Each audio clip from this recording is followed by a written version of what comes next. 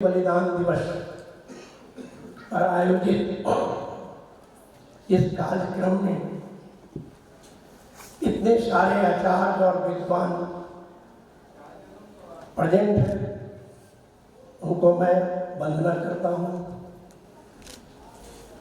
योगाचार्य हरिनारायण जी प्रधान और इस कार्यक्रम के संयोजक हमारे संबंधी छोटे भाई अशोक जी में जो मैं जज्बा देखता हूँ तो लगता है कि बात किसी फील्ड में पीछे नहीं रहेगा। मैं प्रार्थना करता हूँ ईश्वर से ये शक्ति, ये सामर्थ्य, ये पुरुषार्थ, ये ज्ञान आर्य समाज को एक उन धर्मों की कैटेगरी में रखेगा जो शाश्वत रूप प्रदान करेगा। और मैं ऐसे आदमी जिसके लिए मेरे पास कोई परिधि में बांधने के लिए शब्द नहीं है, जिसके वाणी से माधुरता, सुगंध और सभा सम्मोहित होता है, वो हमारे अपने हैं, हमारे जन्म स्थान के अपने हैं भाई सुमन जी। ये लगता है हम अपना होने का कुछ ज़्यादा ही महत्व मेरे विषय में कह जाते हैं, इसलिए उसको ध्यान आप नहीं दीजिएगा। ये सच है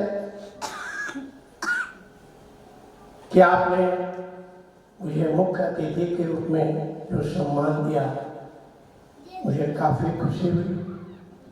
और आशीर्वादों के लिए बुलाया तो ठीक है, क्योंकि मैं वैदिक कालखंड में, साहित्य में, संस्कृति में, धर्म में बहुत ज्ञाता नहीं हूँ और इसमें बोलने का कोई अर्थ नहीं है, क्योंकि आपने इन्हें सुना होगा।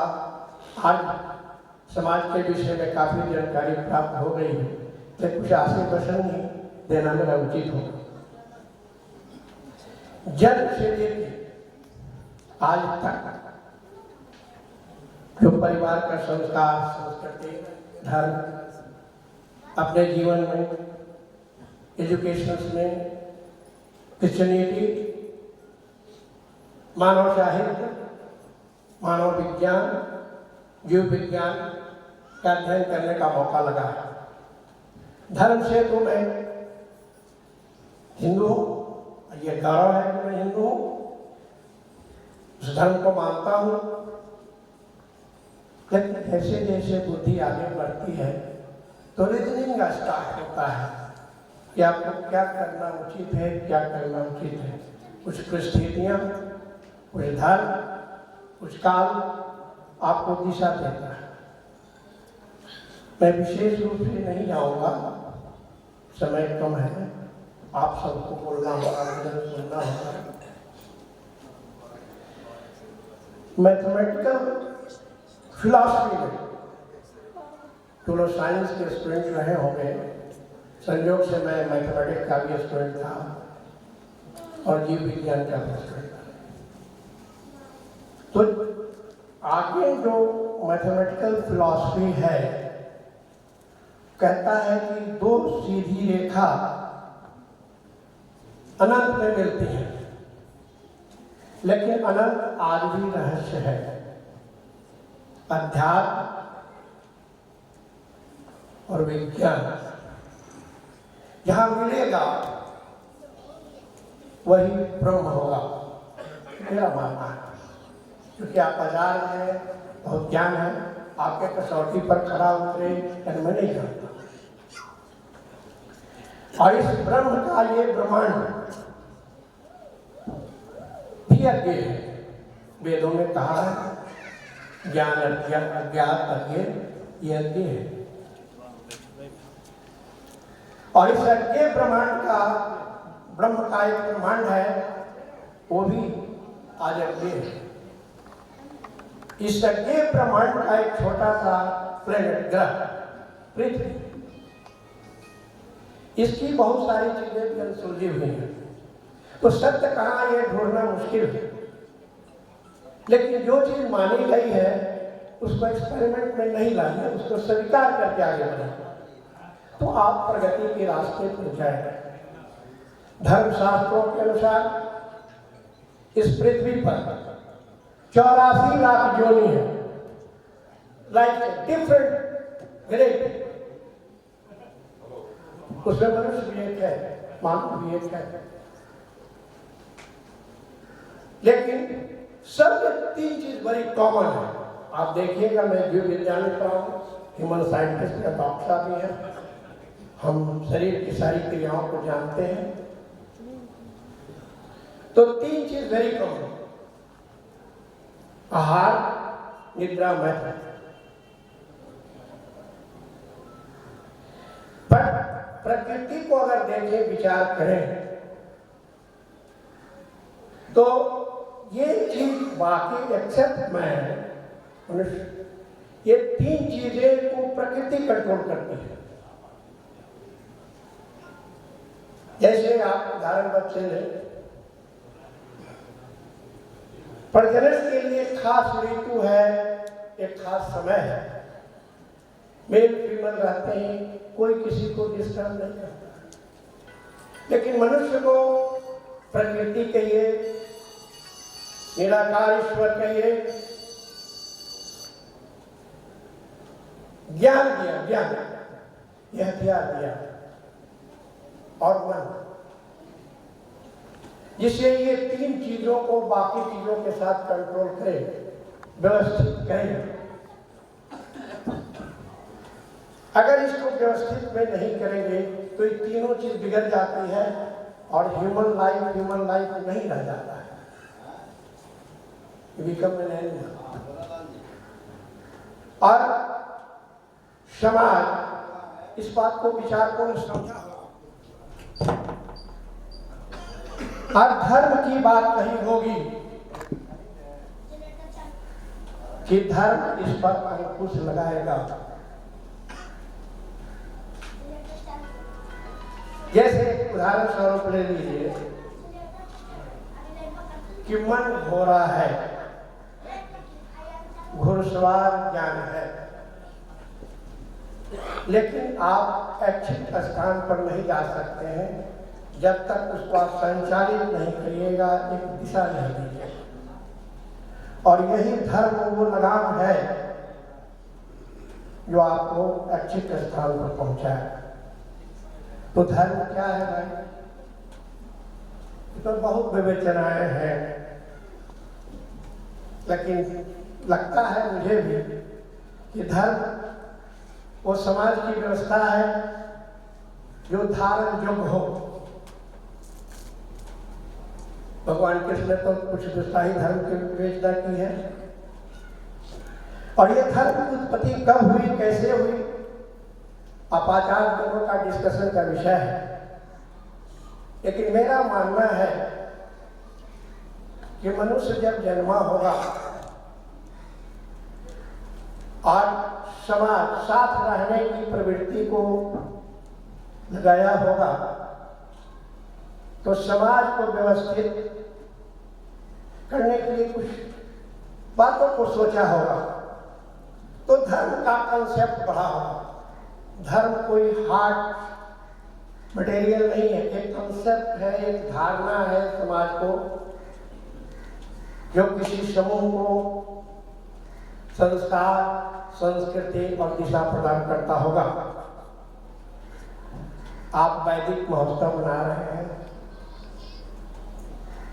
वैदिक कालखंड जो हम लोगों को जानकारी है, हम तो विचारक है नहीं, इसके रिसर्चर है नहीं, लेकिन जो भी ज्ञान मिला है वो ईसा के 9000 से 25000 वर्ष पहले की है। मोस्ट प्रॉब्ली हड़प्पा सिविलाइजेशन की बात होगी, और उस वक्त हो सकता है आर्य जाति की कल्पना है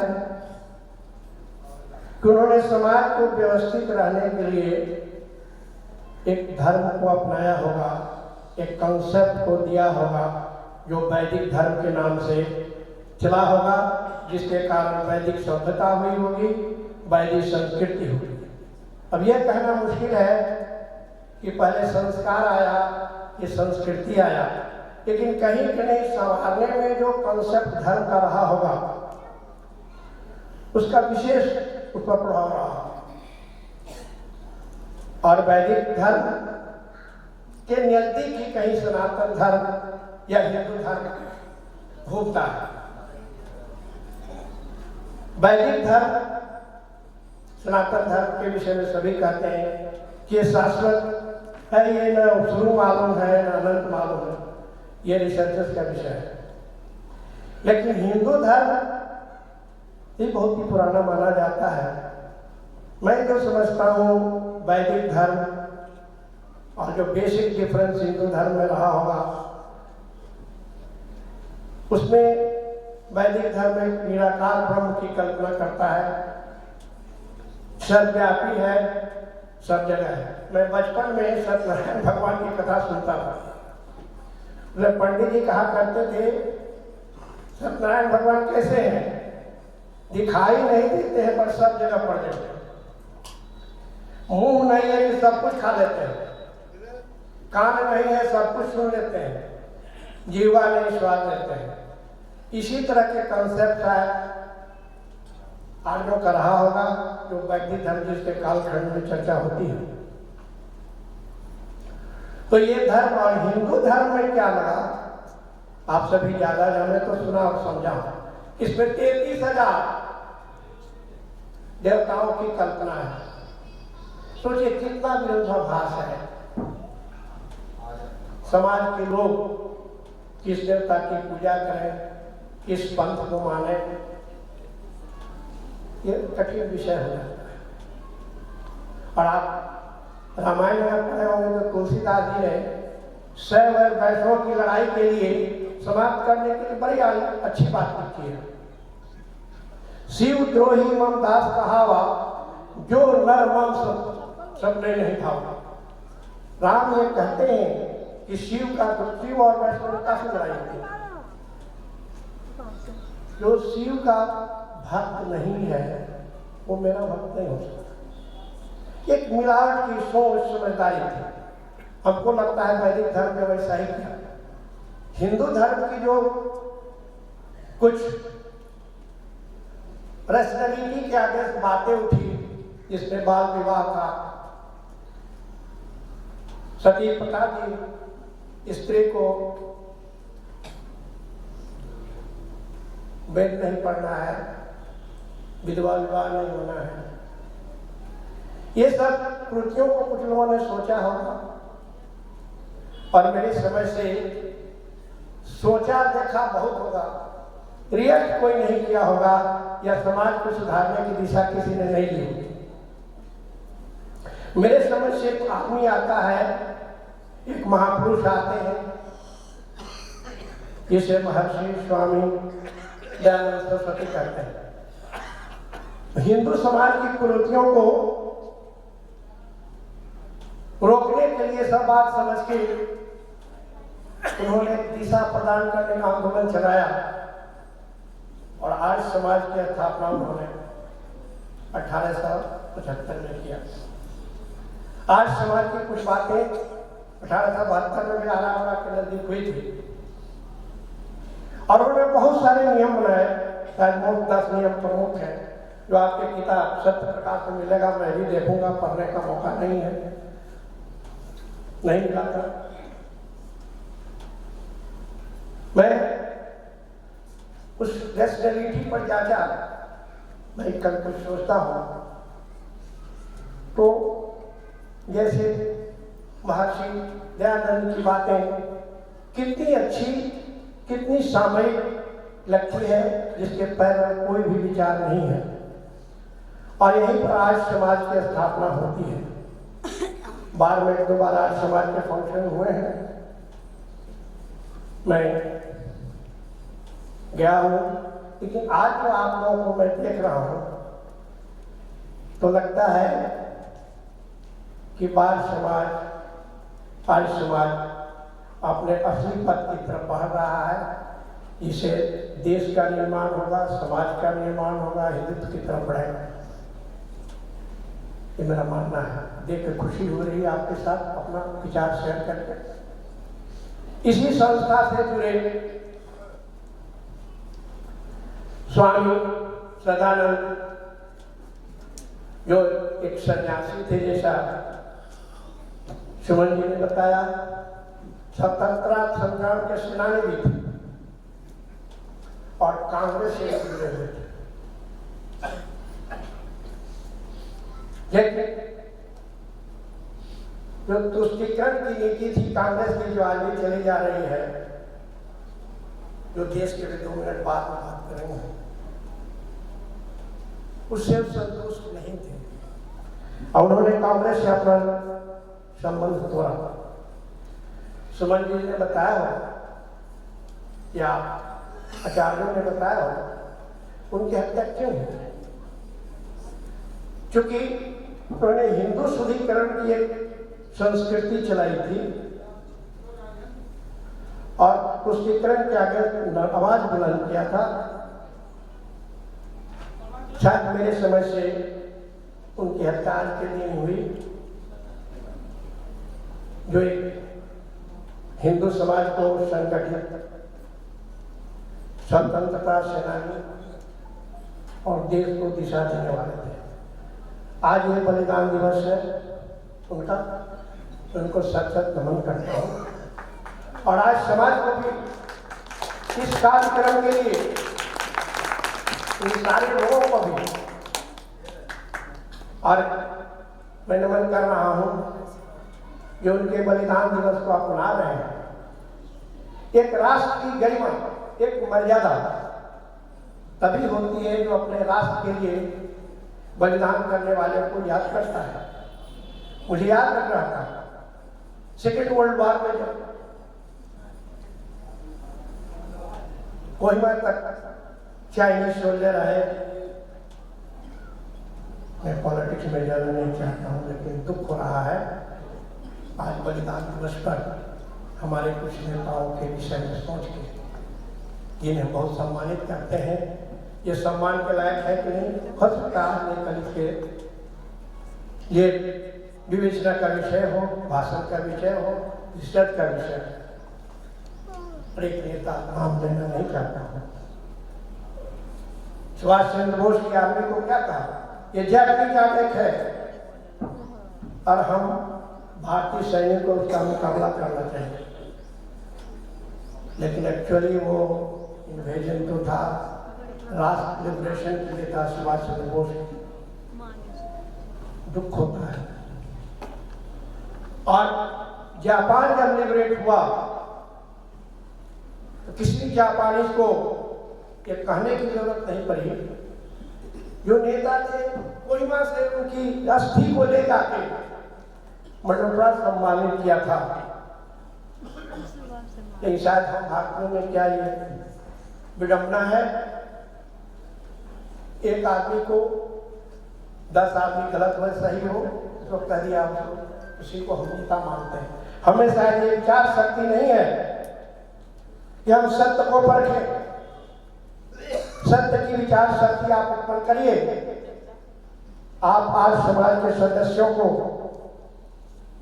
ये कहना चाहता हूं उनसे कि आज समाज के लोग जो भी विचार है वो अति उत्तम है, वो व्यक्तित्व निखार में काम आएगा, वो समाज निखार में काम आएगा, वो राष्ट्र निखार में काम आएगा।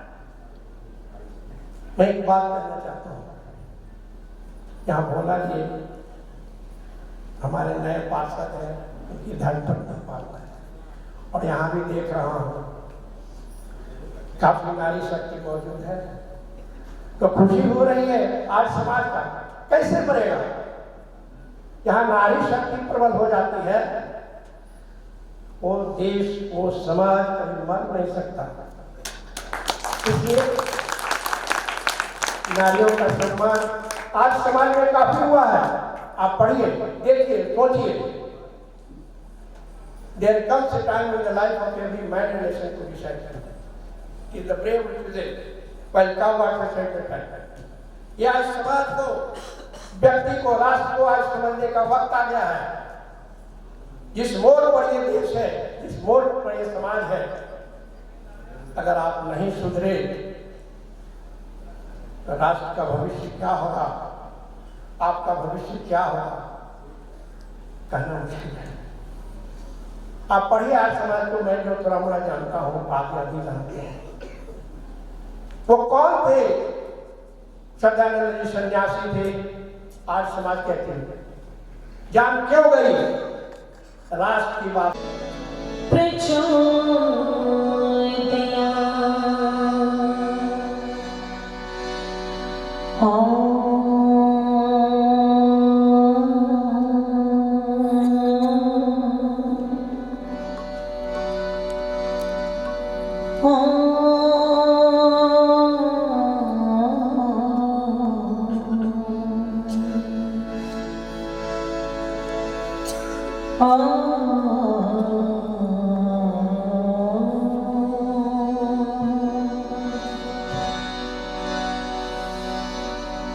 यस्य भूमि प्रबन्तरिक्षमुतोऽयते दीवं यश्चक्रेमूरिधम्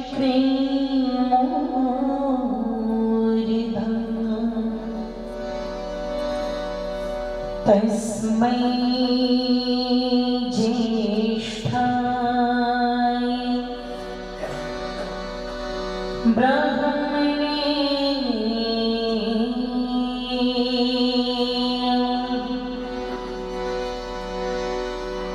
इन्द्रं वरिधन्तु कलिवन्तो विश्वादिनम्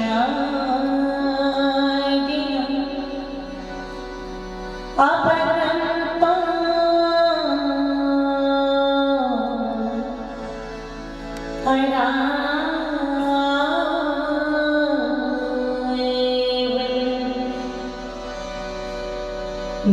ईशान विद्यान तपोनिदान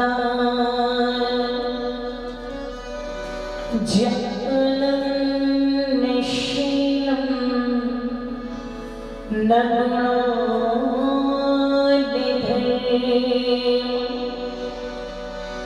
ते मृत्युलोके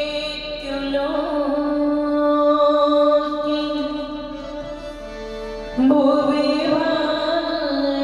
भूता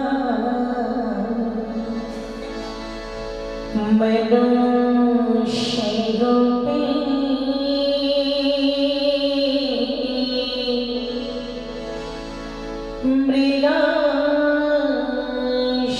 मृगाश्चरन्ति मनुष्यरूपे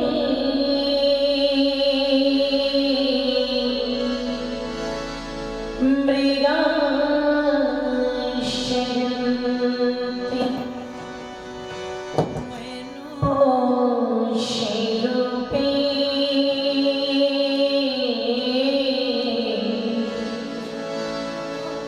मृगाश्चरन्ति।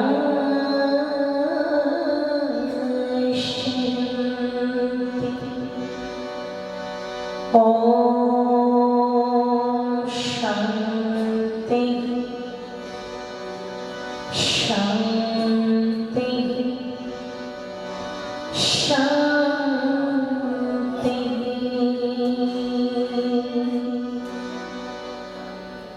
जिस दिन घमंड अपने इको कम कर दो भैया, आवाज बढ़ा दो। कि जिस दिन घमंड अपने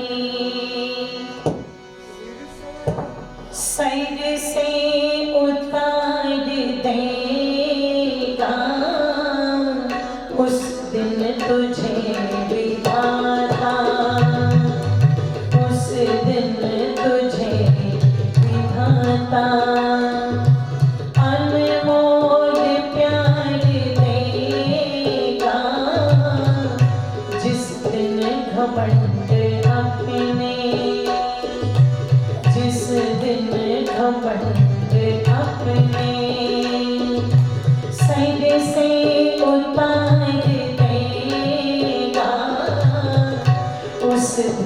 तुझे विधाता, उस दिन तुझे विधाता अनमोल प्यार देगा, जिस दिन घमंड अपने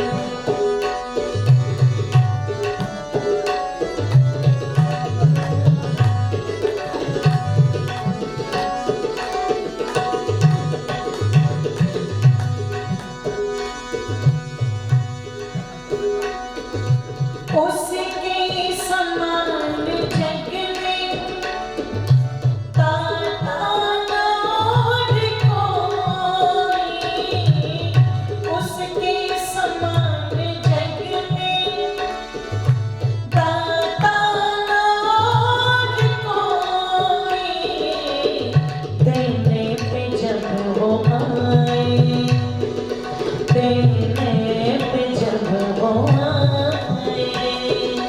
तो बेशुमार देगा, जिस दिन घमंड अपने सर से उतार देगा, उस दिन तुझे विधाता, उस दिन तुझे विधाता अनमोल प्यार देगा, जिस दिन घमंड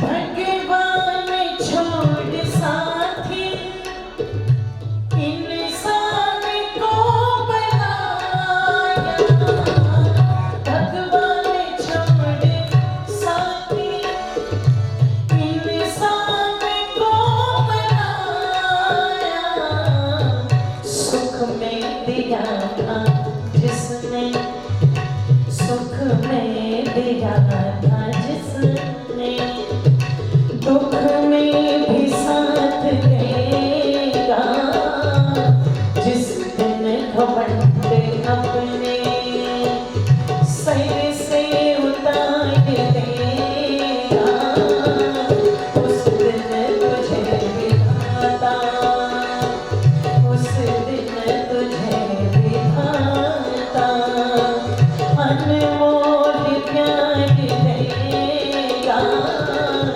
जिस दिन घमंड अपने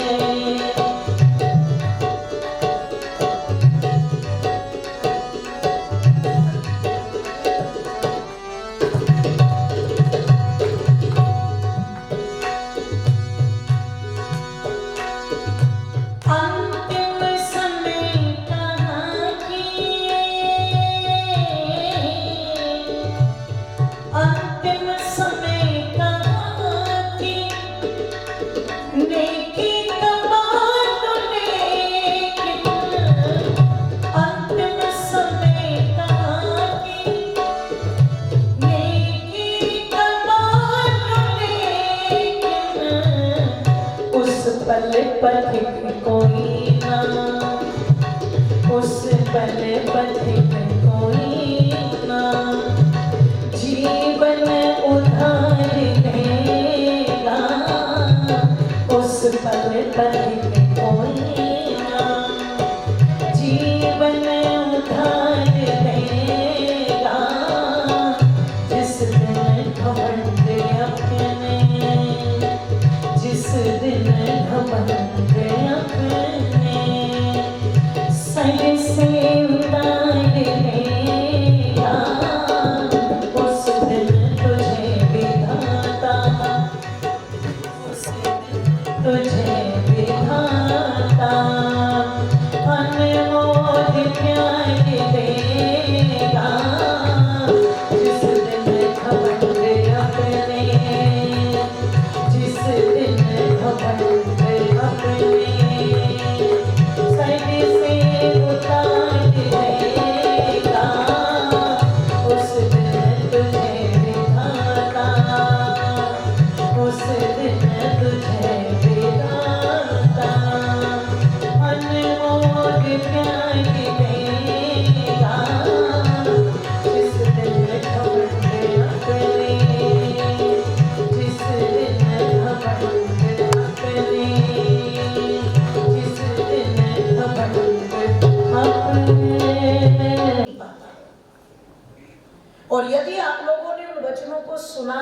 सुनकर के आपको लगा है कि आज इन विचारों की बहुत ज्यादा आवश्यकता है, तो इसका मतलब आपके हृदय पटल पर वो संस्कार अंकित हैं जिससे इस सनातन धर्म को बचाया जा सके। जो सनातन धर्म कुछ हजार वर्षों का नहीं।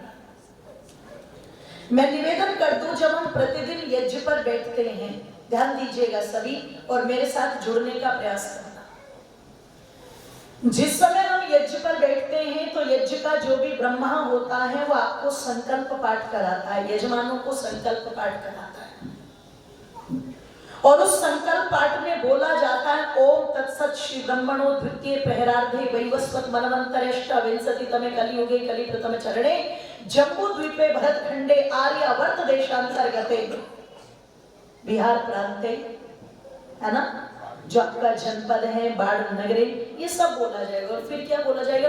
एक वृंदाशनवती कोट अष्टलक्षाणी त्रिपंचाशत सहस्र 123 सृष्टि संवत्सर, अमुक तिथि, अमुक दिन, अमुक स्थान, अमुक दादा का गोत्र, पिता की संतान, अमुक गोत्र में उत्पन्न, और मैं यहाँ पर बैठ करके आत्मलाभाय समाजस्य कल्याणाय पर्यावरण शोधनाय च यज्ञ कर्म करणाय भवन्तम वृणे, ये संकल्प बोला जाता है। और इस संकल्प में अगर आप अपनी थ्योरी को समझने का प्रयास करोगे तो प्रतिदिन एक एक दिन को, जोर से बोलो, जोड़ा जा रहा है। और वो जो एक एक दिन का समय इसमें जोड़ा जा रहा है मेरी माताओं बंधुओं, उसी के आधार पर अब तक जो मानव उत्पत्ति का समय है, इस सनातन धर्म का जो समय है वो कितना है? 1 अरब 96 करोड़ 8,53,123वां वर्ष चल रहा है। आप सोचो, एक सृष्टि की आयु 4 अरब 32 करोड़, और 4 अरब 32 करोड़ में से कितना समय अब तक हो चुका है? 1 अरब 96 करोड़ 8,53,123 यानी कि लगभग 2 अरब वर्ष के करीब। और एक बात और कहकर के आपको निश्चित कर दूं, कोई कितना भी कहे, क्या कहा मैंने? कोई जोर से बोलो, कितना भी कहे कि सृष्टि प्रलय हो जाएगी। लोगों ने कहा 2010 में सृष्टि प्रलय हो जाएगी, हुई क्या? नहीं। फिर लोगों ने कहा 2012 में तो बचेंगे ही नहीं। सभी बचे हुए हैं कि नहीं बचे हुए हैं? फिर लोगों ने कहा कोई दिक्कत नहीं है, एक बार बस 2018 तो आने दो। 18 भी चला गया, क्या चल रहा है अभी? जोर से बोलो। तो कोई तुम्हारे सामने कितनी भी घोषणा करे कि 2025 में नाश हो जाएगा, 2050 में बिल्कुल सारी सृष्टि खत्म हो जाएगी, बिल्कुल चिंता मत कीजिएगा, बिल्कुल चिंता मत कीजिएगा। अभी 2 अरब 32 करोड़ वर्षों तक सृष्टि कहीं जाने वाली नहीं है। बस इतना जरूर होगा, मनुष्य अपनी नादानी के कारण, मनुष्य अपनी मूर्खता के कारण इस पृथ्वी को इतना जहरीला जरूर बना देगा कि यहाँ पर जीवन जीना जो है वो दुर्भर हो जाए। जैसे ये कोरोना जैसी महामारी, ये किसी देश की देन नहीं है, ये प्रकृति का वो अभिशाप है। जिस प्रकृति का पदार्थों का दोहन तो आप प्रतिदिन प्रतिपल करते जा रहे हो, लेकिन उसे शुद्ध करने का, उसे पवित्र रखने का कोई भी उपाय आप नहीं करते। और जो उपाय ऋषि मुनियों ने बताए थे, आप सोचो, जिन ऋषि मुनियों के बारे में भारत के लोगों को ये लगता है कि वो तो जंगल से पत्ते पत्ते बांध करके बस ऐसे ही आ गए होंगे, अरे वो बहुत बड़े उस समय के साइंटिस्ट थे, वो बहुत बड़े उस समय के वैज्ञानिक थे। आप विचार करना, जो रावण के पुष्पक विमान को बना सकते हैं, जो पता लगा ऐसे ऐसे महल खड़े कर सकते हैं, जो समुद्र पर राम सेतु को बना सकते हैं, जो इतनी टेक्नोलॉजी वहां पर बना सकते हैं कि तरह तरह के अस्त्र शस्त्र जो है मुनि विश्वामित्र ने श्री रामचंद्र जी को प्रदान किए थे। कब? जब वो अपने यज्ञ की रक्षा के लिए उनको लेकर के गए थे। तो क्या वो प्लास्टिक नहीं बना सकते थे? Can you imagine? क्या वो प्लास्टिक नहीं बना सकते थे? जरा सोचो। लेकिन उन्होंने वो चीजें नहीं बनाई जो घातक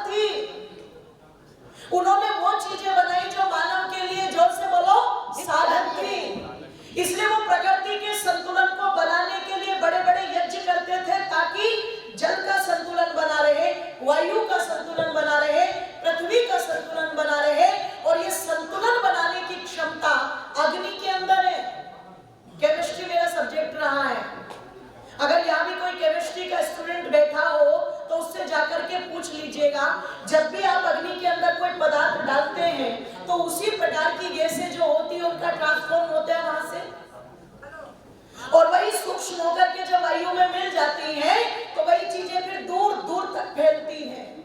अगर अग्नि के अंदर आप घटिया चीजें डालोगे तो निश्चित जहरीली गैसें निकलेगी जो वायु को जहरीला बनाने का काम करेगी। लेकिन यदि उसी अग्नि के अंदर आप अच्छे पदार्थ डाल रहे हो तो वो तुरंत सूक्ष्म होकर के फैलते हैं, और जहां जहां तक वो चीजें जाती है वहां तक कई प्रकार की वो गैसें रिलीज होती है जो मानव के लिए बहुत लाभकारी है, बहुत लाभकारी है। इसलिए हमारे शास्त्रों में जिस यज्ञ को, जिस अग्निहोत्र को ये कह दिया गया, अग्निर्वै देवानां मुखम, उसे अगर केमिस्ट्री की लैब में आप ले जाकर के देखोगे तो अद्भुत अद्भुत परिणाम उसके निकल करके आएंगे। भारत के लोग इस बात पर शोध करें या न करें, लेकिन विदेशी आज इस बात पर शोध कर रहे हैं। अमेरिका के अंदर होम यूनिवर्सिटी तक खुल गई जहां वो यज्ञों पर शोध कर रहे हैं, और वो जिस दिन यज्ञ पर शोध करके कुछ अच्छा निकाल करके लाएंगे, फिर भारत के लोग बैठ करके चिल्लाएंगे ये तो हमारी पद्धति, ये तो हमारी पद्धति, ये तो हमारी पद्धति। जैसे तुलसी हल्दी पर बहुत अच्छी बात कही उन्होंने, तुलसी और हल्दी को अपने नाम से पेटेंट करा लिया कि दुनिया में हल्दी जो है वो एंटीबायोटिक है, ये हमने बताया, अमेरिका वालों ने किया ये, उन्होंने उसको अपने नाम से पेटेंट करा लिया। वो तो भारत के लोगों की बाद में आंख खुली और तब उन्होंने कहा मूर्ख हो, जब तुम्हारे बाबा दादा लकड़ दादा झकड़ दादा भी नहीं थे, कोई डिग्री नहीं थी, तब हमारी माताएं कहती थी चोट लग गई तो सबसे पहले क्या पिला दो, जोर से बोलो, तुम कहां से आ गए, तुम कहां से आ गए हल्दी को पेटेंट कराने वाले। अरे किसी को जुकाम हो गया, किसी को बुखार हो गया तो क्या कहते थे, काम कर इसे तुलसी के पत्तों का रस निकाल के शहद में मिला करके दे दो, ठीक हो जाएगा। तुम कहां से आ गए, तब जाकर के वो चीजें हुई, तब चिल्लाते भारत के लोग। तो दूसरे लोग इस पर शोध कर रहे हैं, और जो गैसें उस अग्नि से रिलीज होती है, आप एक चम्मच घी किसी को खाने को दो तो लाभ कितनों को होगा जी, बोलो जरा। और वही एक चम्मच घी यदि अग्नि के अंदर डाल दिया जाए तो 2 टन वायु को शुद्ध करने का काम करता है। कितनी? 2 टन वायु को। लेकिन हाँ, इतना ध्यान जरूर रखना, वो जो घी डालना ना वो शुद्ध डालना, क्योंकि मार्केट में घी 3000 रुपए किलो भी मिल रहा है। मैं हरियाणा से हूं, अगर साहिवाल गाय का घी आप लोगे तो वो आपको 2,500-3 हजार की रेंज में मिलेगा, प्योर शुद्ध बिल्कुल। अमेज़न से भी मंगवाओगे तो वहां भी रेट यही होगा, 3000 रुपए केजी, ठीक है, पर केजी, है ना। घी 2500 में भी मिल रहा है, घी 2000 में भी मिल रहा है, घी 1500 में भी मिल रहा है, घी 1000 में भी मिल रहा है, और घी 800 में भी मिल रहा है। 800 तक तो ठीक है, अब 800 से नीचे चलो। घी 575 में भी मिल रहा होगा, घी 495 में भी मिल रहा है, क्यों जी, घी 350 में भी मिल रहा है। और अगर तुम जाकर के दुकान पर बोल दो भैया पूजा वाला घी देना, तो 150 रुपए का डब्बा उठा के वो घी है या चर्बी पिघला करके मिलाई हुई है, वो आप शुद्ध। हाँ माता जी सही तो सारी है, पर लोग समझे तब ना। घी वो भी मिल रहा है, जल वो नहीं कर रहा। अब आप विचार करना, चिंतन करना, जो आपको 100 रुपए में 125 रुपए में घी देगा वो क्या घी होगा, सोचो आप। अगर उस 125 रुपए वाले घी को आपसे कहा जाए कि एक काम करो, से अपनी सब्जी में डाल के खाओ, तो खा लोगे क्या? नहीं खाओगे। लेकिन भगवान जी को तो अगर आपने वो वाली चीजें अपनी अग्नि में डाल दी तो उसका नुकसान होगा, ये गारंटी। लेकिन वही करते हैं ज्यादा लोग यहाँ भैया, इसीलिए बोलूंगा, अगर वो आपने डाल दिया तो उसका नुकसान हो गया, लाभ नहीं होगा। उससे अच्छा तो डालो ही मत। सामग्री लाते हैं, अगर आपने वो सामग्री बिल्कुल सस्ते वाली डाल दी तो लाभ नहीं है, हानि होगी। कार्बन डाइऑक्साइड निकलेगा ही निकलेगा, ध्यान रखिएगा, और वो हानि ही होगी।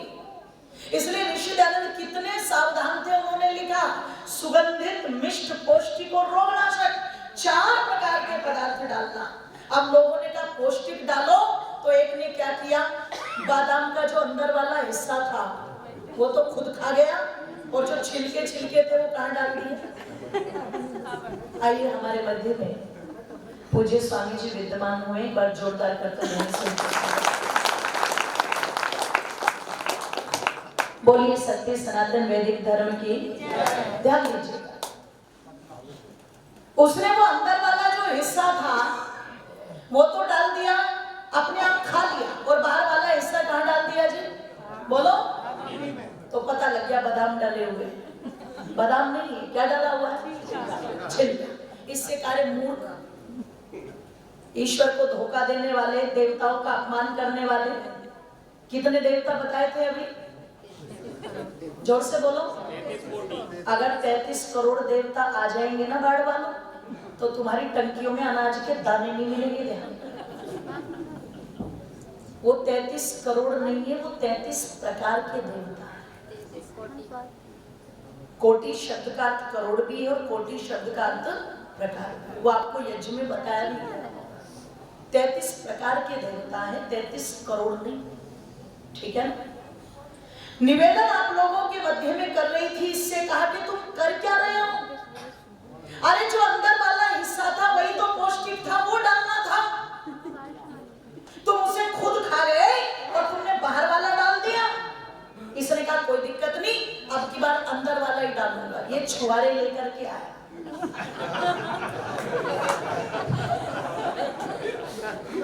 और उसका बाहर का भाग खुद खा गया और अंदर वाली गुठली। ये करेगा प्रकृति का शोधन? सोचो, ये करेगा? कर नहीं सकता। जो ऋषियों ने कुछ उपाय दिए थे कि वृक्ष अधिक से अधिक मात्रा में लगाओ, ये बड़े बड़े पेड़ों को काट रहा है और घर में फिर गमले लगा रहा है। बोले अब मुझे ऑक्सीजन मिलेगी।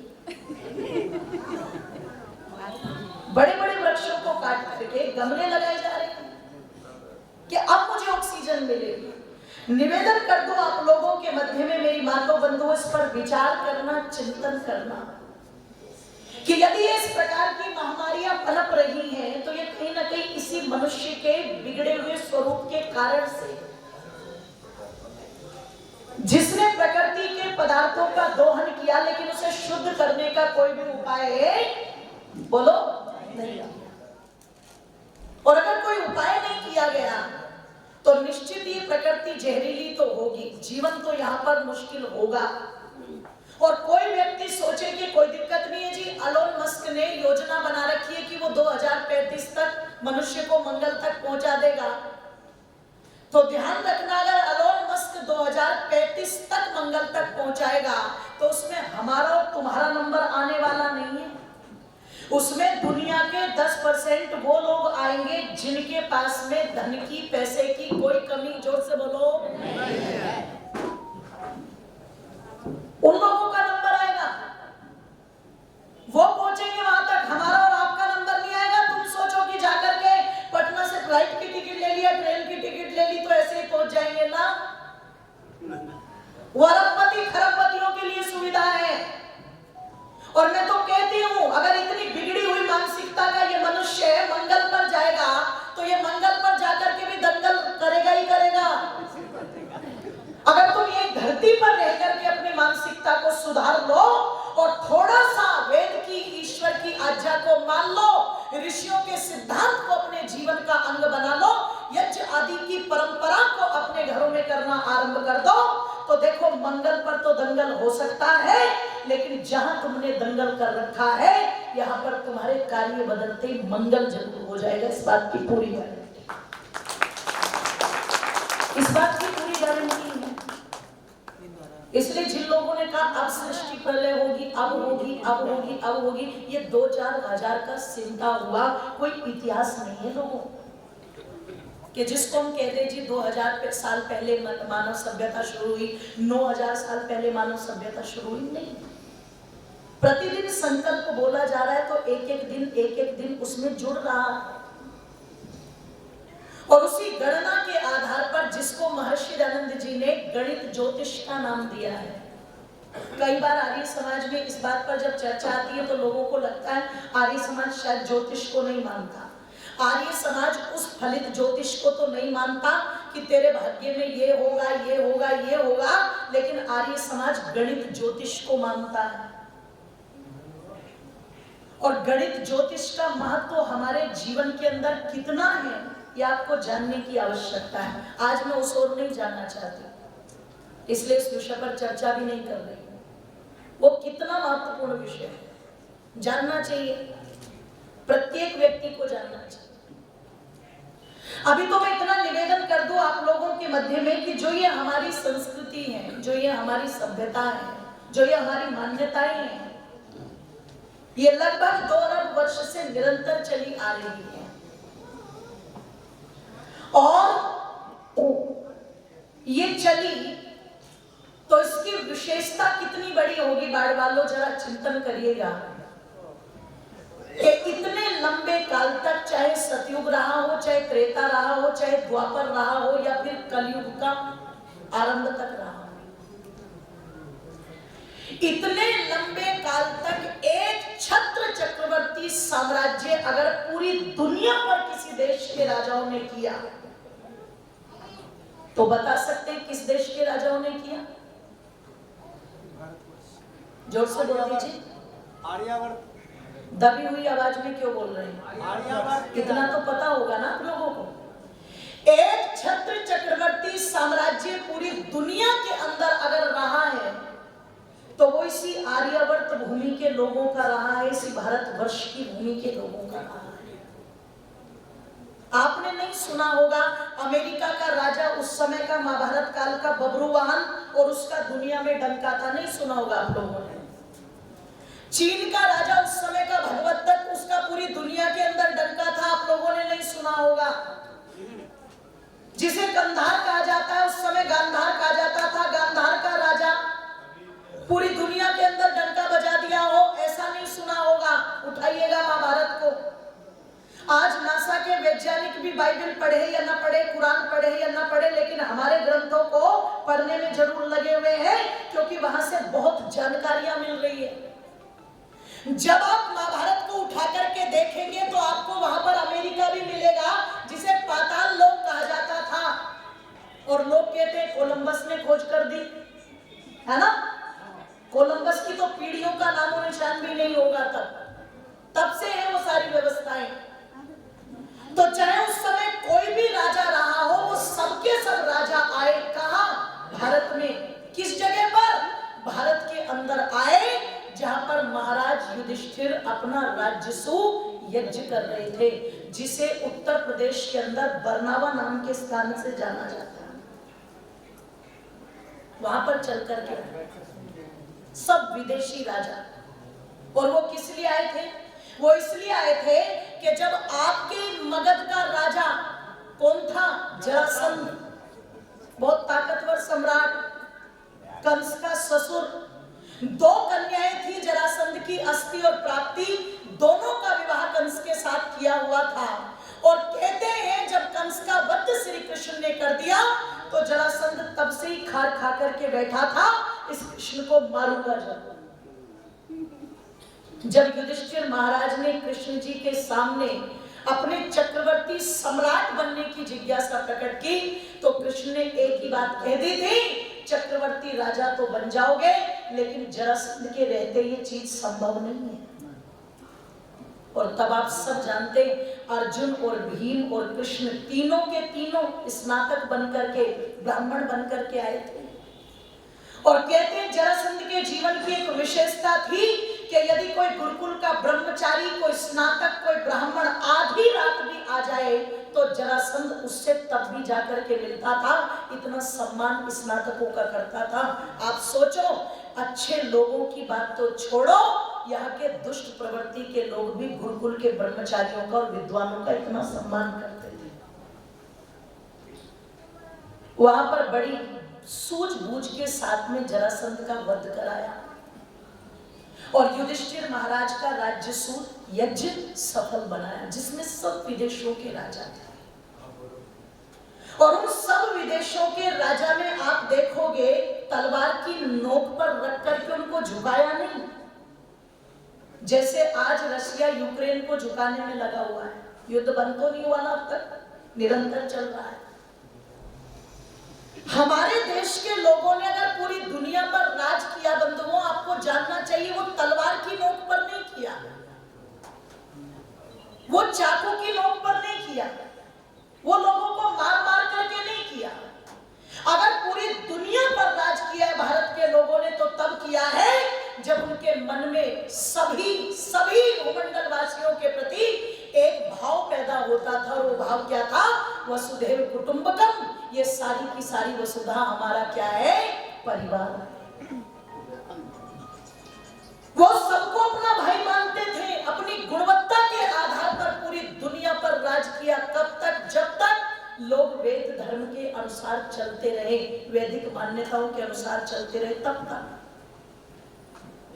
पर जब ये वेद की परंपराएं टूटनी शुरू हुई, सनातन धर्म से विमुख होना लोगों ने आरंभ किया और नाना प्रकार की अविद्याएं पनपी, अहंकार में आकर के, अभिमान में आकर के दुर्योधन जैसे अज्ञानी भिड़ गए ये कहकर के कि जानामि धर्मम न च मे प्रवृत्ति, मैं धर्म को जानता हूं लेकिन मेरी रुचि नहीं है धर्म में। और जानामि अधर्मम न च मे निवृत्ति, मैं अधर्म को भी जानता हूं पर उससे मेरा कोई छुटकारा नहीं। जब ऐसी ऐसी बिगड़ी मानसिकताएं भिड़ गई आपस में, तो तब इस भारत के अंदर क्या हो गया? महाभारत जैसा युद्ध हो गया। और जब वो महाभारत का युद्ध इस भारत देश के अंदर हुआ बंधुओं, जरा चिंतन करना, विचार करना। कहते हैं उसने इस देश को इतना गर्त में डाल दिया। ऋषि गणों ने अपने समय में लिखा था बड़े दुखी होकर के कि आज तक ये देश अपनी पहले वाली स्थिति में आ नहीं पाया है और आगे तो संभावना ही बननी बड़ी कठिन है। आज तक नहीं आ पाया क्योंकि उस समय ये स्थिति थी, अगर कोई कहता था विद्वान सबसे ज्यादा धरती पर कहां है, तो पूरी दुनिया मानती थी भारत में। चरित्रवान सबसे ज्यादा कहां है, तो कहते थे भारत में। धनवान सबसे ज्यादा कहां है, तो कहते थे, जोर से बोलो, भारत में। अरे गुणवान सबसे ज्यादा कहां है, तो कहते थे भारत में। बलवान सबसे ज्यादा कहां है, तो कहते थे भारत में। और बुद्धिमान सबसे ज्यादा है तो कहां है, बोलो, भारत में। ये कहा जाता था। इसलिए भारत को भारत नहीं, भारत मां कहा जाता है। और लिखी थी पंक्तियां, आइए जरा तालियों को खोल भी देना और बोल भी देना। नहीं, पार्षद जी बैठे, इलेक्शन तो इन्होंने लड़ा है, चुनाव वाली तालियां मत बजाओ आप, भजन के साथ तालियां बजानी है आप लोगों को। इस बात का ध्यान रखना है कि जय जय भारत माता, तू जग में विख्याता, तू देवों की जननी, तेरा वेदों से नाता, के भूमंडल में सबिया से अच्छे इंसान रहते हैं। जय जय भारत माता, तू जग में विख्याता, तू देवों की जननी, तेरा वेदों से नाता, भूमंडल में सब तुझको ही महान कहते हैं। भूमंडल में सब तुझको ही महान कहते हैं। मेरे हिंदुस्तान में सारी दुनिया से अच्छे इंसान रहते हैं।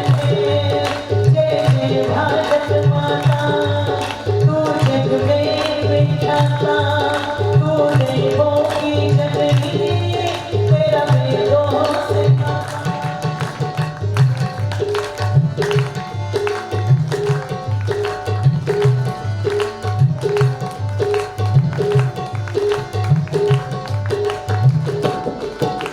और एक एक पंक्ति को बड़े ध्यान से सुनना। जिस संस्था की अभी बात चल रही थी, महर्षि दधीची सेवा संस्था, है ना, कि अपने अंग दान करो।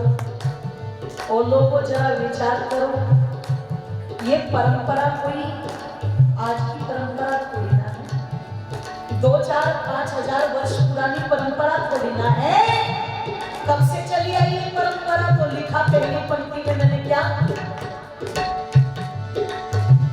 ऋषियों ने जिसको अपने तप से सजाया, ऋषियों ने जिसको अपने तप से सजाया, हड्डी का दान कर दुनिया को दिखलाया, हड्डी का दान कर दुनिया को दिखलाया, राष्ट्र रूपी यज्ञ में आहुतियों को देकर कूद पड़े रण में सारे शस्त्रों को लेकर, एक दिन जाना क्यों घबराना, एक दिन जाना क्यों घबराना, मन के अंदर बस यही ईमान रहते, अजनब के अंदर बस यही ईमान रहते,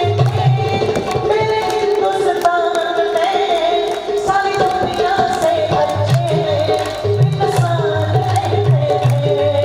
जय जय भारत माता, तू जग में विख्याता, तू देवों की जननी, तेरा भेदों से नाता, भूमंडल में सब तुझको ही मान लेते हैं, भूमंडल में सब तुझको ही मान लेते हैं, तेरे हिंदुस्तान में सारी दुनिया से अच्छे इंसान रहते हैं।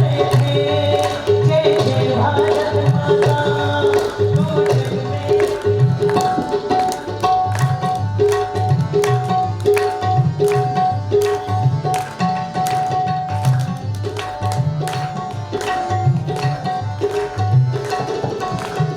निवेदन कर दूं ऋषि मुनि साधसित कर लिया।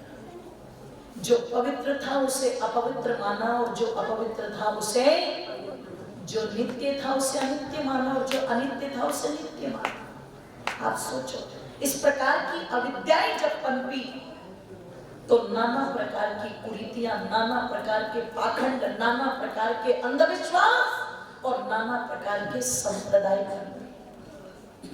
कुछ संप्रदाय वो थे जो केवल अविद्या के कारण पनपे, जैसे बौद्ध मत केवल अविद्या के कारण पनपा। एक व्यक्ति कुछ भेड़ों को लेकर के जा रहा है, गौतम बुद्ध जो नए नए वैरागी बनकर के निकले थे, किस कारण से? मृत्यु के डर से। क्यों जी? इसलिए निकले थे ना, वो महर्षि आनंद की तरह जिज्ञासु बनकर के नहीं निकले थे कि मुझे सत्य की खोज करनी है। बुढ़ापे से डर गए, मृत्यु से डर गए, तो वैरागी बनकर के घर छोड़ के निकल पड़े। और जब धीरे धीरे चीजों को समझा, एक दिन देखते एक व्यक्ति कुछ भेड़ बकरियों को लेकर के बड़ी क्रूरता से आगे बढ़ रहा है। जब उन मूक प्राणियों की दुर्दशा को देखा तो गौतम बुद्ध कहते हैं, इन मूक प्राणियों पर इतना अत्याचार क्यों कर रहे हो? ले जाना है भाई तो आराम से ले जाओ, ऐसे खींच खींच के क्यों ले जा रहे हो? उसने कहा, महाराज मैं तो खींच के ही ले जा रहा हूं, पर ये तो थोड़ी देर पहले तो थोड़ी देर बाद कट करके सीधी अग्नि के सुपुर्द हो जाएगी। गौतम बुद्ध ने कहा, ऐसा क्यों? ऐसा क्यों? बोले, उस राजा के यहाँ पर एक यज्ञ चल रहा है, उस यज्ञ में इन भेड़ बकरियों की बलि दी जाएगी। तो गौतम बुद्ध कहते हैं, ये भेड़ बकरियां जो बेचारी कमजोर हैं, इनकी बलि दे करके क्या करेगा कोई? उसका क्या महत्व है? इसने कहा, ज्यादा तो नहीं पता, पर इतना जानता हो कि ऐसे यज्ञ को करने वाला जो राजा होता है और जो ब्राह्मण होते वो सब स्वर्ग में जाते हैं। गौतम बुद्ध ने कहा, ऐसा कहाँ लिखा हुआ है? उस व्यक्ति ने कहा, महाराज मैं तो अनपढ़ बेवकूफ हूँ, मुझे नहीं पता, पर कहते हैं पंडित लोग ऐसा वेदों में लिखा हुआ है। जो भी चीज आती है वो सब किस पर थोप देते हैं? जोर से बोलो। ईसा वाश्यमिदम सर्वम, बोले ईसा मसीह वेद में है ना। मदीना शाम सरदा शतम, बोले जी मदीना भी वेद में है। सब चीज वेदों के नाम पर चिपका दो। पंडित पुजारी बैठेंगे ढोंगी ढोंग भरने के लिए और क्या कहेंगे, इस कथा का महत्व तो वेदों में लिखा हुआ है, जबकि वेदों का इस कोरी की कोरी मूर्खता के साथ कोई भी लेना देना, जोर से बोलो, नहीं है। पर इन बुद्धियों को सुलझाने का काम तो कोई दयानंद जैसा देवता ही करेगा। ये कमजोर हृदय वालों के बस की बात नहीं है। गौतम बुद्ध ने कहा अगर ये वेदों में लिखा हुआ है तो वेद देखे नहीं थे उन्होंने, पढ़ना तो बहुत दूर की बात है। वो कहते अगर ये वेद में लिखा हुआ है तो मैं ऐसे वेदों को नहीं मानता। हो गई। उसने कहा क्या बात कर रहे हो महाराज, वेद तो परमात्मा की वाणी है। तो गौतम बुद्ध क्या कहते हैं, अगर वेद परमात्मा की वाणी है तो मैं ऐसे परमात्मा को भी बुद्धं शरणं गच्छामि। अहिंसा परमो धर्म। वेद के ही कुछ अंशों को लेकर के वो चीजें बना दी, तो ये जो बौद्ध मत पनपा ये अविद्या के कारण पनपा, जैन मत पनपा वो अविद्या के कारण पनपा। लेकिन दो संप्रदाय ऐसे जो बिल्कुल कोरी राजनीति के तहत बनाए गए, एक ईसाईयत और दूसरा इस्लाम। ये बिल्कुल शुद्ध राजनीति है। ये कोई कहे इस्लाम की स्थापना होने पर धरती पर शांति आ जाएगी, तो इनसे एक बार पूछ जरूर लेना, अगर सब लोग इस्लाम के मानने वाले होंगे और शांति की स्थापना आ जाएगी तो हमें ये बताओ कि जितनी भी अरब कंट्री है इनके अंदर रोजाना बम क्यों फूट रहे हैं, यहाँ शांति क्यों नहीं? सोचना एक बार, पूछना जरूर। ये तो मुस्लिम कंट्री है ना, ये क्यों लड़ रहे हैं आपस में? सोचो, ये क्यों लड़ रहे हैं आपस में? अगर ये इतनी शांति की स्थापना करने वाले हैं तो जरूरत नहीं थी ना पाकिस्तान के एक स्कूल पर बम फेंक दिया, कितने बच्चे मरे थे, मरने वाले थे, वो भी अल्लाह को मानने वाले, और मारने वाले जो थे वो भी, जोर से बोलो, अल्लाह को मानने वाले। अगर इतनी शांति की स्थापना करने वाले तो अपनी लोगों पर क्यों नहीं कर रहे? करेंगे कैसे? करेंगे कैसे? उनके तो दिमाग में इंजेक्शन वो लगाए जा रहे हैं कि चाहे कोई भी हो बस मारो मारो। इसलिए जब बिट्टा कराटे से पूछा गया कि तुम्हें ये मारने की बात कौन कहता है, तो बोले जो हमारे आका लोग हैं वो बोलते हैं। ऊपर बैठे हुए ना जो पट्टी पढ़ा रहे दिन रात, जो कहते हैं जी यहाँ तो धर्म का काम होता है और यहाँ तो लोगों को कुरान पाक पर ईमान लाया जाता है। ईमान नहीं लाया जाता, आतंकवाद की सबसे बड़ी ट्रेनिंग दी जाती है। जो दिन रात ये ब्रेन वॉश करने में लगे हुए हैं, दिन रात कहने में लगे हुए हैं, पढ़ाई हो रहे हैं, तो सोचो वहीं से वो चीजें पैदा कैसे हो जाएंगी? बिल्कुल भी नहीं होगी। तो जब बिट्टा कराटे से पूछा, जो एक आतंकवादी था, उससे पूछा ये बम क्यों फोड़ते हो, क्यों मारा तुमने? तो जानते हो उसने क्या कहा था? हमारे आका बताते थे। तो पत्रकार ने बड़ी हिम्मत करके पूछा, कहा की घटना ये जब कश्मीर से पंडितों का विभाजन किया गया, ये तब की घटना है।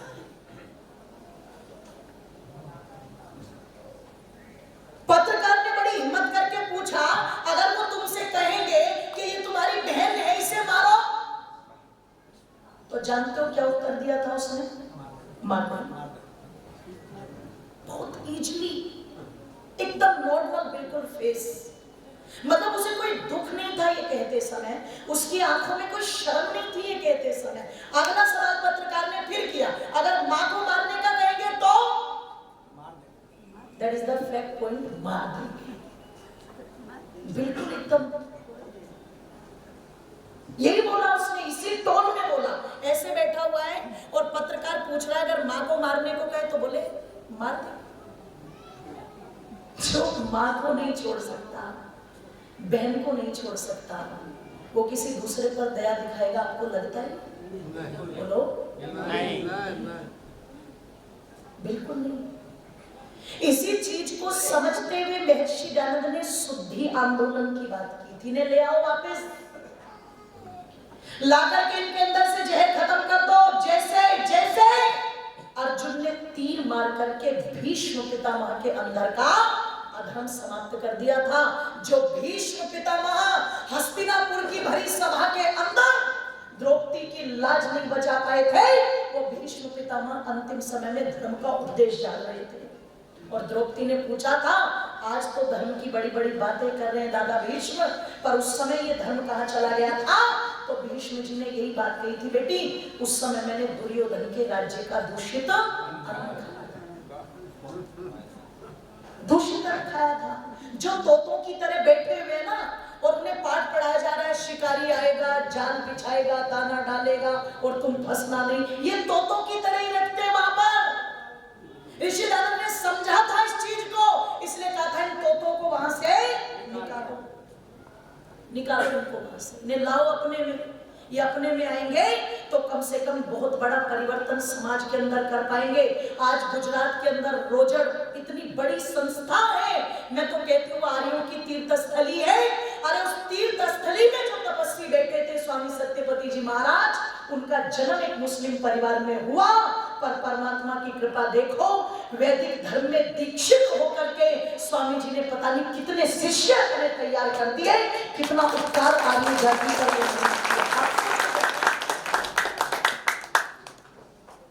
आप सोचो जरा, विचार करो। आप दिल्ली के अंदर महेंद्रपाल जी आर्य, कभी उत्तर प्रदेश बबराला के अंदर मस्जिद के इमाम थे महबूब अली के नाम से। आज आर्य सामाजिक बनकर के दुनिया भर के मुसलमानों को चुनौती देते हैं वो, और पता नहीं कितने लोगों को दीक्षित कर चुके। जरा चिंतन तो करो एक बार। महर्षि दयानंद ने इसीलिए कहा था कि इसकी आवश्यकता है। ऋषि कश्मीर भी जाना चाहते थे, पर जो पंडित आज रोते हैं ना, बुरा मत मानना कोई बैठा हो तो, मानोगे तो मेरा कुछ बिगड़ना भी नहीं, क्योंकि जो कहना है मैं कहूंगी। उस समय वो पंडित तिलकधारी खड़े हो गए थे वहां पर ये कहने के लिए कि अगर वो दयानंद यहाँ आ गया तो हम झेलम नदी में डूब करके मर जाएंगे। रोक दिया गया था महर्षि दयानंद को, कश्मीर नहीं जाने दिया गया। आप सोचो जरा, विचार करो आप। महर्षि दयानंद ने इस चीज को कब समझ लिया था कि ये वापस लाने जरूरी है? उस समय कोई इस पर कार्य नहीं कर रहा था। विरोधी बहुत थे उस समय, जो लोग अहिंसा का पाठ पढ़ाते थे, भाईचारे का पाठ पढ़ाते थे। कई बार कुरान को लेकर के मंदिर में बैठे कौन? गांधी। पूरा नाम महात्मा। तुम मानना, मैं नहीं मानना, तुम मानना। कई बार जाकर के मिस्टर गांधी मंदिर में बैठ करके कुरान पढ़ते हैं, लेकिन एक भी दिन इतनी हिम्मत नहीं हुई कि कोई गीता लेकर के कभी मस्जिद में जाकर के भी पढ़े। कभी हिम्मत नहीं हुई। सोचो आप, तुष्टीकरण की नीति किसको कहा जाता है? मैं विरोधी नहीं हूं, ध्यान रखिएगा, पर मैं अंधी भक्त भी नहीं हूं कि आंखें बंद करके किसी पर भी कितना विश्वास कर लूं। आप चिंतन करना, एक दिन गांधी बैठे हैं, मिस्टर जिन्ना बैठे हैं, और स्वामी श्रद्धानंद जिन्होंने महर्षि दयानंद की विचारधारा को आगे बढ़ाया। हिंदू संगठन नाम की एक पुस्तक है, बाहर बिक रही होगी, इतनी सी पुस्तक है, उसको पढ़ जरूर लेना एक बार, तुम्हें पता लगेगा आर्य समाज ने किया क्या है इस भारत के लिए। किया क्या इस भारत के लिए? 60 लाख मुसलमानों को स्वामी श्रद्धानंद ने हिंदू बनाने का काम किया था, ध्यान रखिए। 60 लाख कम तो नहीं बैठती ना पॉपुलेशन, बहुत बैठती। 60 लाख। वो स्वामी श्रद्धानंद बैठे हैं, गांधी बैठे, मिस्टर जिन्ना बैठे हैं। अब हुआ क्या? पानी लेके आया सेवक और पानी का गिलास दे दिया किसको? मिस्टर जिन्ना। जिन्ना ने उसमें से थोड़ा सा पानी पिया और गांधी जी की तरफ बढ़ा दिया। जरा ध्यान से सुनना, थोड़ा सा पानी पिया गिलास में से और पानी किसकी तरफ बढ़ा दिया जी बोलो? और गांधी जी ने झटाझट पी लिया वो पानी, झूठा उसका। अब थोड़ा सा पानी उन्होंने पिया और उन्होंने वो पानी किसकी तरफ बढ़ा दिया? स्वामी श्रद्धानंद की तरफ। स्वामी श्रद्धानंद ने वो गिलास फेंक के मारा, सेवक को डांटा और डांट करके कहा एक काम कर, या तो 3 गिलास लेकर के आ, नहीं तो इसे अच्छी तरह धो मांज करके और तब इसमें पानी लेकर मेरे लिए चल आया। तो गांधी जी सुनो सुनो सुनो, अभी बचा के अभी तो बात ही पूरी नहीं। जब स्वामी श्रद्धानंद ने फटकारा, कहा कि लेके जा इसको वापस और इसे धो मांज करके तब मेरे लिए पानी लेके आ, तो जिन्ना कहते हैं गांधी जी आप तो भाईचारे की बात करते हो, है ना, आप तो गले लगाने की बात करते हो, और स्वामी जी तो हमसे इतनी नफरत करते हैं कि इन्होंने हमारे छोटे गिलास में पानी तक नहीं पिया। तो गांधी जी तो चुपचाप बैठे रहे। स्वामी जी ने कहा कान खोल करके सुन, भाईचारा झूठा खाने से साबित नहीं होता। तेरी कुरान में तो मूर्खता की बातें बहुत भरी पड़ी है, पर आयुर्वेद नहीं भरा पड़ा होगा। हम यहाँ पर आयुर्वेद को भी एक उपवेद मानते हैं और आयुर्वेद कहता है किसी का भी झूठा खाने से एक दूसरे की बीमारियां, जोर से बोलो, अपने अंदर आ जाएगी, अपने अंदर आएगी, बढ़ेगी वो। इसलिए ना तो पति को पत्नी का झूठा खाना चाहिए, है ना। और तुम सोचो कि पति का झूठा खाने से पति मेरी मुट्ठी में हो जाएगा, बिल्कुल नहीं होगा। इसलिए पत्नियों को भी पति का झूठा, इस बात को डॉक्टर भी कहते हैं कि नहीं कहते हैं। ये जो मुंह पर मास्क बांध के घूमे, ये किस लिए? ताकि हमारी श्वास किसी दूसरे के अंदर और दूसरे की श्वास हमारे अंदर ना आए। इतनी सी बात लोगों को समझ नहीं आई। स्वामी जी ने कहा एक दूसरे का झूठा खाने के लिए आयुर्वेद मना करता है, ये तुम्हें नहीं पता होगा, इसलिए तुम्हें भी रोक रहा हूं। पहले ही तुम बिल्कुल फट्टे की तरह हो और हो जाओगे तुम मरे मराए से, मत खाया करो। तो उसने कहा जी नहीं, झूठा खाने से तो प्यार बढ़ता है। तो स्वामी श्रद्धानंद ने कहा फिर एक काम कर, यहाँ पर मैं 2-4 कुत्तों को लेके आता हूँ और उनके सामने भोजन डाल, और कितना प्यार उनमें बढ़ेगा मुझे तब बताना। इसलिए जो कह रहे थे ना स्वामी श्रद्धानंद उनसे सहमत नहीं थे, इन चीजों को लेकर के सहमत नहीं थे। लोग कहते महात्मा थे, और ये गलती भी स्वामी श्रद्धानंद से ही हुई। जिस समय अफ्रीका से वो आए थे, वहां आंदोलन चला रहे थे, तो गुरुकुल कांगड़ी के ब्रह्मचारिणियों ने भीख मांग मांग करके पैसा इकट्ठा किया और वो उनके आंदोलन के लिए भेजा। तो जब वो वहां से चल के आए तो उन्होंने कहा मैं सबसे पहले उस गुरुकुल में जाना चाहता हूँ जिसके ब्रह्मचारियों ने मेरे लिए भिक्षावृत्ति करके पैसा इकट्ठा किया है। तो जब वहां पर गए और स्वामी श्रद्धानंद जी ने इनको देखा, तो जो व्यक्ति बैरिस्टर की डिग्री ले रखा हो और वो नीचे पता लगा खादी का एक बिल्कुल उन्होंने लपेटा हुआ है कपड़ा, एक ऊपर उड़ा हुआ है, तब स्वामी जी ने कह दिया था आइए महात्मा गांधी जी आपका स्वागत है। ये महात्मा की उपाधि किसने दी थी उनको? स्वामी श्रद्धानंद। स्वामी श्रद्धानंद ने, महात्मा नहीं थे, महात्मा नहीं थे। स्वामी श्रद्धानंद का जिस समय दिल्ली के अंदर, ध्यान रखना, जामा मस्जिद पर भाषण हुआ और जामा मस्जिद पर मुसलमान खुद स्वामी श्रद्धानंद को बुला करके ले गए और वहां पर जाकर के त्वमहीना पितावसो त्वम माता शतक्रतो बभूविथा, वेद के इस मंत्र को बोल करके स्वामी जी ने हम शब्द को लेकर के कि है से हिंदू मैं से मुसलमान, अगर ये दोनों के दोनों मिल जाए तो अंग्रेजों को यहाँ से खदेड़ने में ज्यादा समय नहीं लगेगा। जब ये इतना जोरदार भाषण जामा मस्जिद से हुआ स्वामी श्रद्धानंद का, जहां उनका सबसे बड़ा मौलवी बैठता था, वहां एक हिंदुओं का, आर्यों का नेता जाकर के बैठा और अगले दिन पेपर में छपा और गांधी जी के सामने तारीफ होनी शुरू हुई स्वामी श्रद्धानंद की। तो जानते हो शब्द क्या थे गांधी जी के अखबार को देख करके? फोटो अच्छी है, उसे महात्मा कहा जाता है, उसे महात्मा कहा जाता है। आप विचार करना, चिंतन करना। मैं फिर कह दूं मुझे विरोध नहीं है, पर जब मैं पुस्तकों को लेकर के बैठती हूँ, इतिहास के पन्नों में पढ़ती हूँ, तो मुझे लगता है कि नाथूराम गोडसे ने जो काम किया, अगर वो काम भारत के पार्टीशन से पहले हो जाता तो गारंटी है आज भारत का बंटवारा होने वाला, आज भारत का बंटवारा होने वाला नहीं था। अगर ये काम पहले हो जाता तो ध्यान रखिएगा, ये बंटवारा ही उन्हीं की देन है जिन्हें तुम बापू कहते हो, जिन्हें तुम चाचा कहते हो। घर का भेदी से बोलो, हम किसी को भी बापू बोल देते, किसी को बापू बोल देंगे, दादा बोल देंगे, माँ बोल देंगे, है ना, कुछ भी कहने लगते। मुझे तो डर लगता है किस दिन किसी को फूफा ना कहने लग जाएंगे।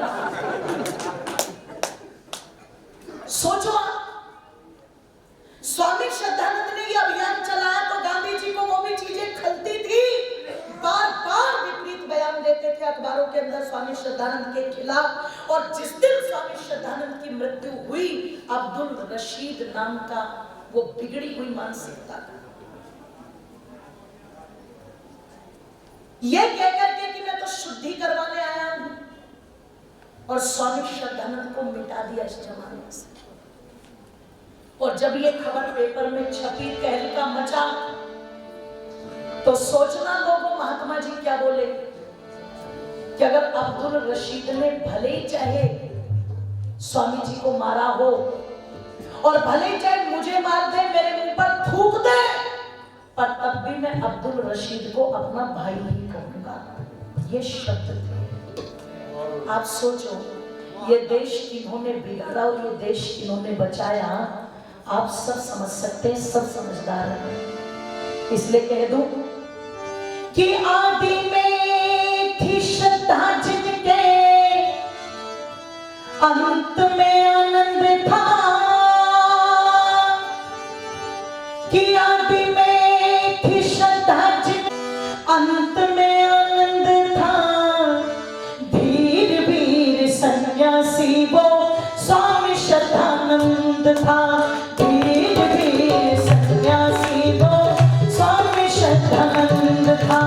आदि में थी श्रद्धा जिनके, अंत में आनंद था, आदि में थी श्रद्धा जिनके, अंत में आनंद था, धीर वीर सन्यासी वो स्वामी श्रद्धानंद था, धीर वीर सन्यासी वो स्वामी श्रद्धानंद था, धीर वीर सन्यासी वो स्वामी श्रद्धानंद।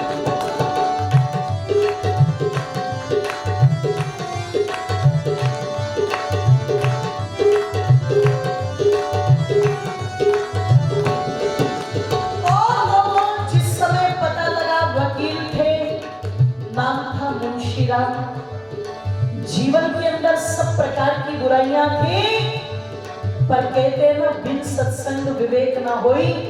महर्षि दयानंद का सत्संग मिला बरेली के बेगम बाग में, तो जीवन बदल गया। और वही मुंशीराम सब बुराइयों को त्याग करके स्वामी श्रद्धानंद बन गए। और कितना काम किया इस हिंदुत्व के लिए, आर्य जाति के लिए। तो अंत में कह दूं, 6 गुलामियों ने यहाँ अपने डेरे डाले थे, 6 गुलामियों ने यहाँ अपने डेरे डाले थे, भारतवासियों ने गोदियों में नाथ पाले थे, भारतवासियों ने गोदियों में नाथ पाले थे, आकर के संभाले थे जी, काटा उसने फल था, आकर के संभाले थे जी, काटा उसने फल था, धीर वीर सन्यासी वो स्वामी श्रद्धानंद था, धीर वीर सन्यासी वो स्वामी श्रद्धानंद था।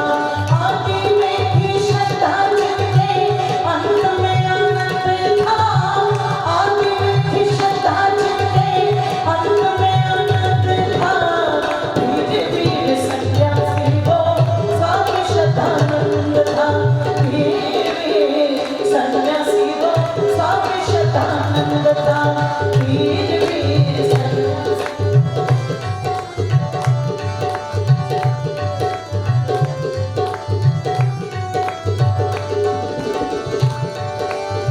और क्या कहा कि जब स्वामी श्रद्धानंद ने शुद्धि आंदोलन चलाया तो क्या हुआ? बिछड़े हुए भाई अपने परिवार में आने लगे, बिछड़े हुए भाई अपने परिवार में आने लगे, ये देख करके सारे मौलवी घबराने लगे, ये देख करके सारे मौलवी घबराने लगे, योजना बनाने लगे, छीना भारी बंद था, योजना बनाने लगे,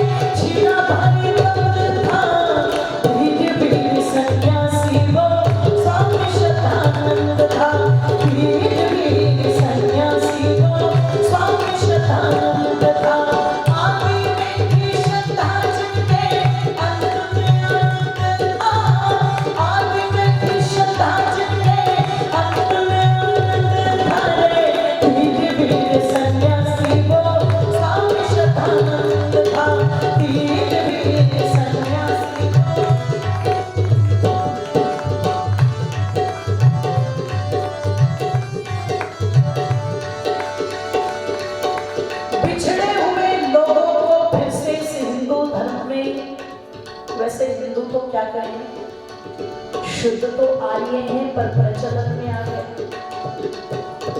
वापस लाने का काम। और कह दो इसी आर्य समाज में जिन्हें बापू कहते हैं ना, राष्ट्रपिता, राष्ट्रपिता, राष्ट्र सबका पिता होता है, राष्ट्र का कोई पिता नहीं होता।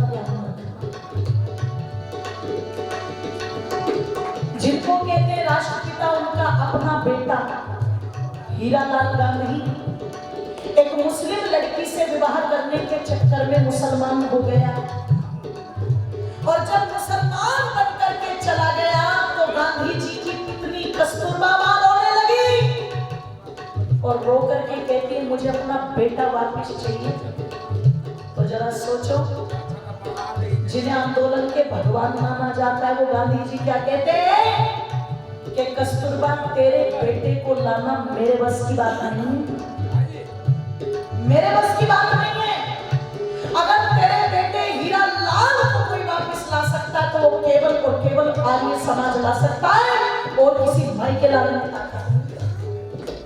ये कहा तो उस समय उत्तर प्रदेश बिजनौर में नगीना एक जगह है, वहां के दो विद्वान, उन दोनों विद्वानों से संपर्क किया मां कस्तूरबा ने, और जब मां कस्तूरबा रोई तो वो कहते चिंता मत करो हम लाएंगे। दोनों के दोनों पहुंच गए उस सभा में, क्या बन करके, बस बनना क्या है, बड़े भाई का कुर्ता ले लो, छोटे भाई का पजामा ले लो, है ना, ऊपर एक टोपी पहन लो, उसमें इतने छेद है, ना बारिश रुके ना धूप रुके, डायरेक्ट जाता है, सब कुछ पता नहीं किसकी योजना से बनाई है। तो पहन करके चलती है, बड़ी बड़ी दाढ़ी लगा करके, है ना, या अल्लाह करते हुए। जब उस सभा में पहुंचे जहां हीरालाल का सम्मान हो रहा था, तो हीरालाल को मंच पर चढ़ाया, माला डाली और कहा कि दो शब्द बोलो। हीरालाल ने कहा मैं अल्लाह ताला का शुक्रिया अदा करता हूं जिसने मुझे आज अपनी असली जगह पहुंचाया। आज मैं अपनी असली जगह आ गया, भाइयों में आ गया, और मैं बड़ा खुश हूं यहाँ करके। मैं तो अब तक उस हिंदू में अंधकार में पड़ा हुआ, मैं बड़ा खुश हूं, और मैं बस इतना ही कहूंगा कि अल्लाह ताला मेरा अगला जन्म भी, जोर से बोलो, मुसलमान में ही थे। ओहो, बस इतना कहा, दोनों खड़े हो गए और खड़े होकर के कहते लाहौर विला कुबा, अरे तुम कहते हो ये मुसलमान हो गया, ये तो अब भी काफिर का काफिर है।